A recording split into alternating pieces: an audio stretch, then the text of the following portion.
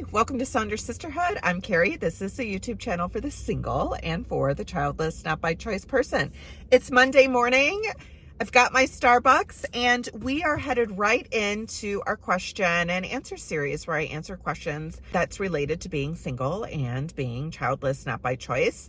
The topic or subtopic today is on freedom, growth, and fulfillment. So we're going to head right to it. All right, first question. What are some things you've been able to do because you're single and don't have kids? Yeah, I think I have more autonomy. I'm the decision maker on things, and the people that I have to think about in terms of how my decisions will impact others is a smaller circle. I have also been able to do some solo trips that have been fun, and I've liked those. I haven't done any recently. I haven't gone like super adventurous around it, but I have some flexibility in my schedule. I've also been able to, I go to Florida for an extended period of time. In the winter, I do more than just a week. I get to stay a month or so. And that's something that I think if I was having to worry about, school schedules, things like that, that wouldn't be something I would be able to do in that same way. Those are some things that I've been able to do that I think being the sole decision maker has been helpful. I think that is definitely a benefit. And then, the flip side of that is there's no one to hold you accountable to things. There's nobody to kind of do some of these things with. And when I say nobody, I don't mean nobody. Like sometimes friends can be involved with that, family can be involved in that.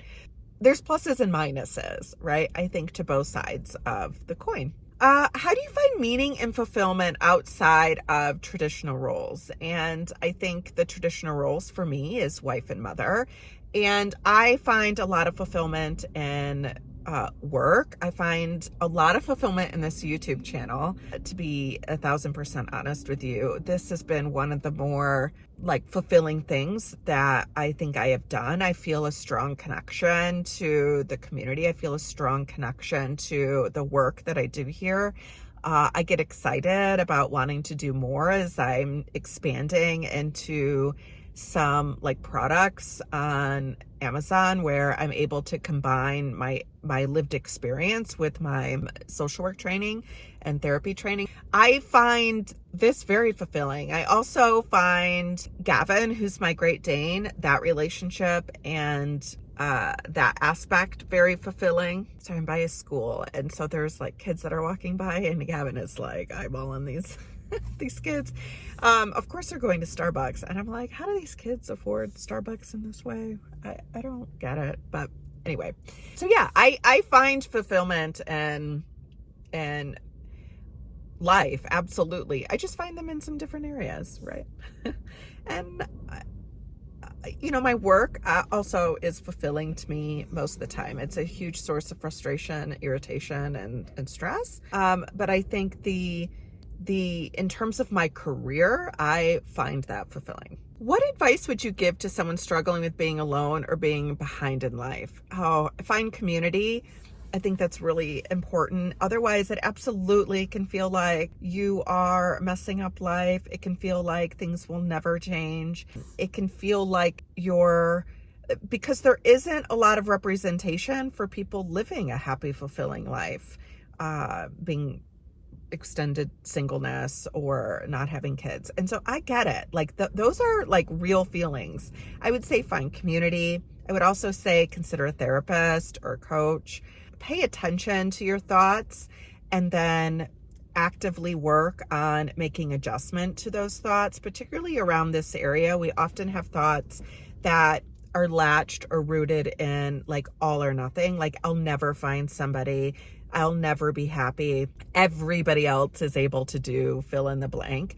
And so really challenging those parts of your thinking and recognizing that this is what it feels like right now, but it doesn't mean that it will always feel this way. I also think consider journaling just to get some of these feelings out. And then the other thing, I'm giving loads of advice here. The other thing that I talk a lot about on this channel is really trying to control sleep, nutrition, and body movement. Those are really evidence-based things that can help your mood as well. But find community, consider a therapist, pay attention to your thoughts, challenge your thoughts, and then control the controllables. And have some grace with yourself, because it's a really hard position to be in. Objectively, it's hard to be in. It's a hard position to be in. Allow yourself to feel those feelings, but then strongly encourage yourself. Be your own cheerleader to not get stuck in that space. And consider subscribing to this channel if you do feel like you get stuck in that space. We can help push you along a little.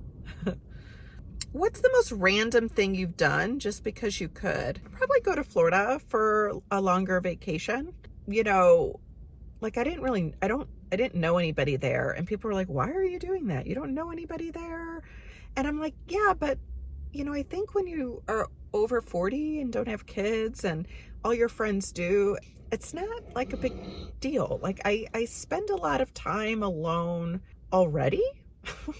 And whether I'm doing that here or there wasn't like a big difference, you know, like it's not as if like I have got like I'm going out all the time with friends. No, people have schedules, people have busy. And sometimes it's not even about kids. It's like work or like family responsibilities, extended family responsibilities. It's, you know, people are busy. And so if I might as well go where it's warm, I might as well find somewhere new. I can find community there, make friends there. I actually find, and it may be because I'm like more in a less suburban area there, there's lots of community there. It reminds me more of the Midwest, just in terms of the friendliness.